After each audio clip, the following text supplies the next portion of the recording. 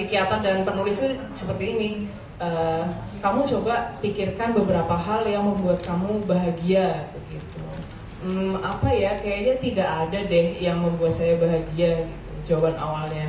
Tetapi psikiater kemudian membalas lagi, kamu kalau misalnya makan, makanan apa sih yang kamu suka gitu? Oh, saya seringnya makan topoki gitu, karena itu yang paling mudah didapatkan gitu. Ketika kamu makan topoki, kamu merasa apa yang kamu rasakan begitu? Ya, saya merasa lebih ringan gitu, perasaan saya menjadi lebih happy.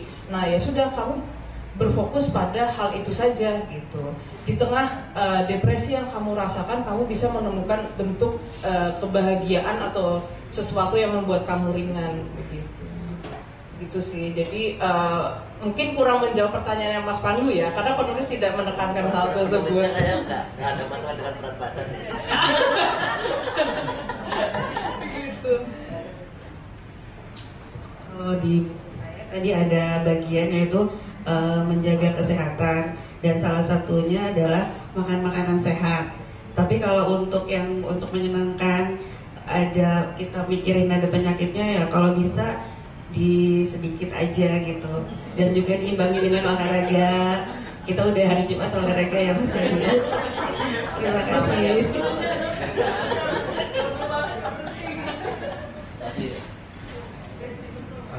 Kalau dari buku yang saya baca terkait makanan ya, kita tadi udah dijelaskan tentang healthy atau sehat. Kita sehat, kita bersyukur selama kita rasa makanan itu sehat gitu kan, makanan sehat ya, oke aja. Dan itu selama itu bahagia, oke aja. Yang penting kita tetap bersyukur dan menjaga kesehatan. Jangan berlebihan, kayaknya suatu hal yang berlebihan juga nggak baik. Terus sekarang ada banyak makanan-makanan yang hampir sama enaknya tapi lebih sehat gitu, kayak misalnya gula itu memang enak dan gula itu memang manis, tapi kan ada gula-gula yang rendah kalori, gula-gula pasti ada alternatif tanpa mengurangi kenikmatan dari makanan. Cukup Mas Pandu? Cukup. Selanjutnya tadi penanya kedua ada Mas Aga. Nanti di sesi selanjutnya Mas. Mas Aga dulu ya. Unitnya dari disebutkan Mas Aga, nama dan unit. Assalamualaikum warahmatullahi wabarakatuh. Perkenalkan Mas Aga dari Israel. Saya mau bertanyakan untuk semuanya aja, karena di sini saya menanggapinya itu dari pembahasan semuanya itu kita harus bahagia dan berpikir positif kan? Nah, yang saya tanyakan itu bagaimana cara kita tetap berpikir positif saat kita ada di posisi terpuruk atau dalam posisi pikiran kita sedang stres, karena curang karena ketika pikiran kita stres itu susah untuk berpikir positif.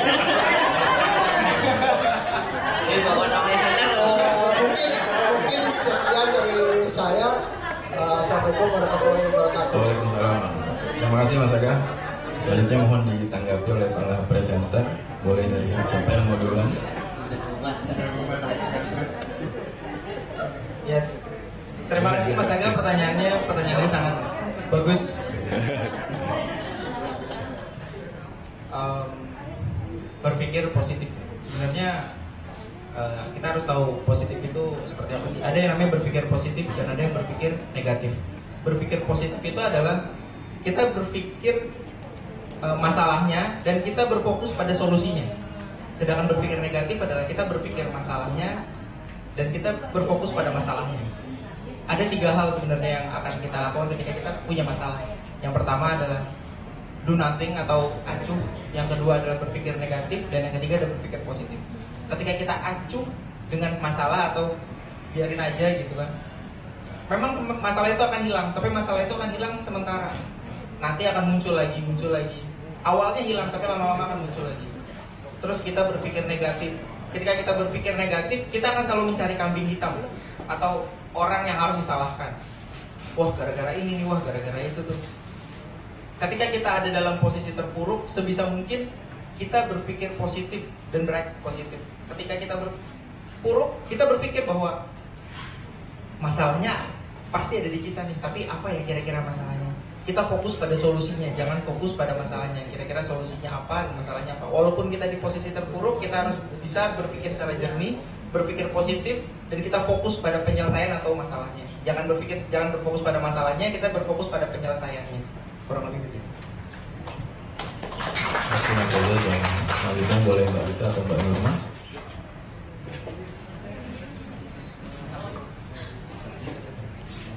Ini tunjukkan kepada ketiga presenter pertanyaannya soalnya.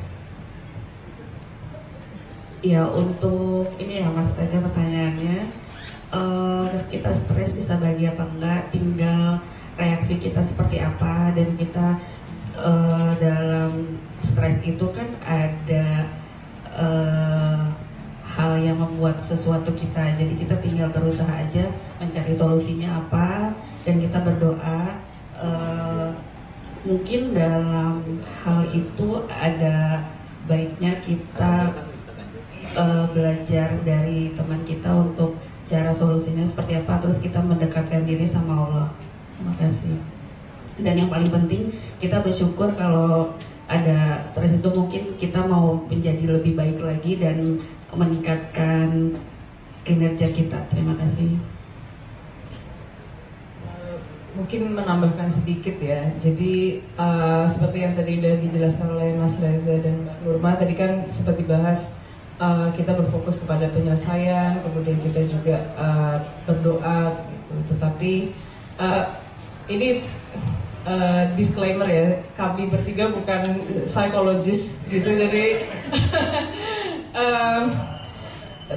ya, kami bertiga bukan psikologis, jadi kami tidak bisa memberikan semacam ya nasihat atau diagnosa profesional. Tetapi satu cara lagi, tadi kan pertanyaannya adalah bagaimana caranya kita berpikir positif ketika kita berada di titik terburuk. Kalau mengacu kepada buku yang saya resensi itu, si penulis tidak menganggap hal-hal yang membuat bahagia itu sebagai hal-hal positif begitu.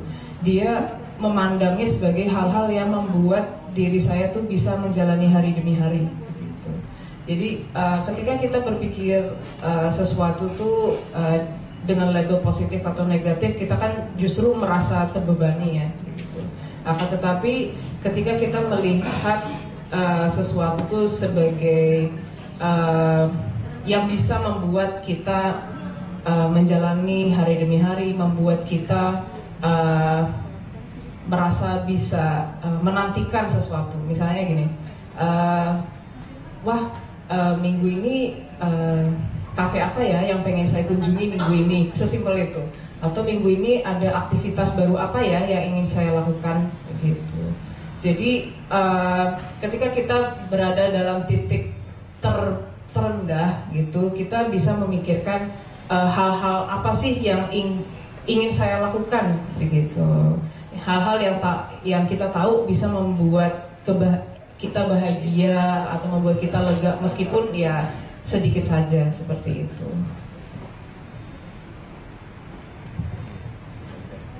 Mas Aga, apa sudah cukup jawabannya?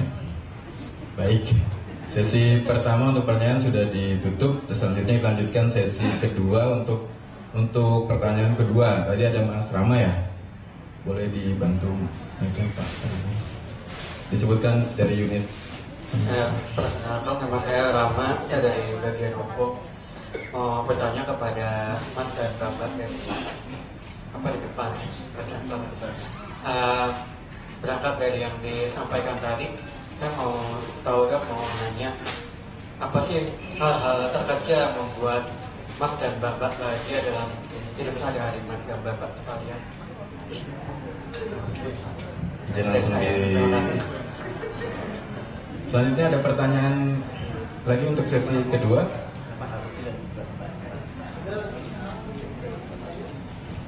Kalau belum ada, izin langsung ditanggapi dulu sama presenter. Mas Reza, boleh?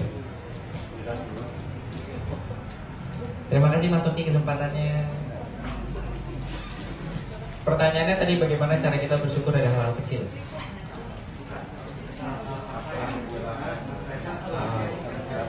Oke. Hal yang terkecil yang saya rasakan tadi, itu ketika kita bangun tidur dan kita tetap sehat dan kita tetap bisa bernafas. Karena ada teman kita di SLR yang hari ini sedang sakit gitu kan, namanya Pak Aslan, dia sedang dirawat di rumah sakit. Mohon doanya, dan itu membuat saya selalu bersyukur bahwa saya sekarang hidup sehat dan bisa bangun tidur secara enak, kurang lebih. Dari Mbak Norma selanjutnya. Sama juga sih, paling bangun tidur ya, tapi yang terkecil yang membuat bahagia yaitu saya menyiapkan bekal makanan buat anak saya dan dia sangat bahagia untuk berangkat ke sekolah juga. Terima kasih.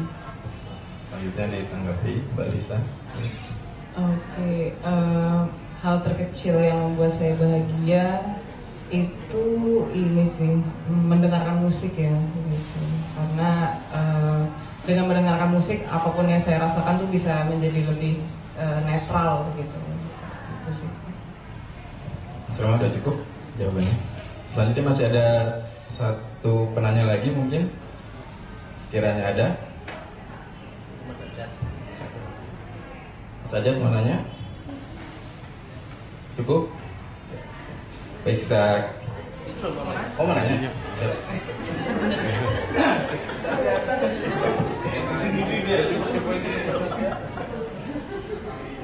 Terima kasih. Bismillahirrahmanirrahim. Bu, punten saya di atas Bu ya.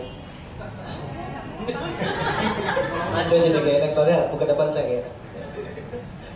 Izin saya bertanya buat Kang Reza terkait apa yang tadi disampaikan, termasuk paparannya juga di tadi Mas Reza menyebutkan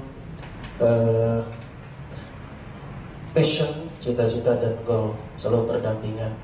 Sebenarnya apa yang sih perbedaan passion, cita-cita dan goal tersebut? Dan untuk Mbak Norma, mohon izin Mbak Norma, saya juga bertanya sama Mbak Norma ini, yang disampaikan Mbak Norma tadi terkait bukunya, yang dimaksud dengan cara bodoh menurut persepsi Mbak Norma itu seperti apa sih di buku ini Mbak? Terima kasih.